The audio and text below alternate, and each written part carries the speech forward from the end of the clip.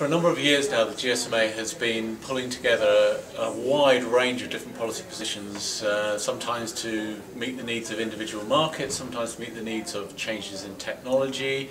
licensing for example, and it's in the right time now to bring all that together into one consolidated resource, the Policy Handbook. It's going to take a number of different forms. I mean, primarily it's an online tool with all sorts of links associated with it where people can use it to go through into other material that is behind it and indeed update it on a regular basis. A wide range of shall we say, traditional topics are included that you would expect to find in any kind of regulatory handbook for telecoms: interconnection, termination, roaming, spectrum licensing, for example, all the way through to a range of quite new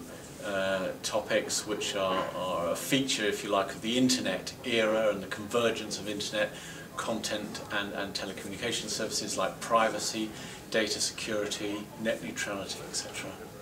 It's for a range of people. It's for anybody that's involved in regulatory policy work in the telecoms ICT sector, practitioners, people in regulatory functions, people in government, policymakers definitely, people analysing the market, or journalists, commentators,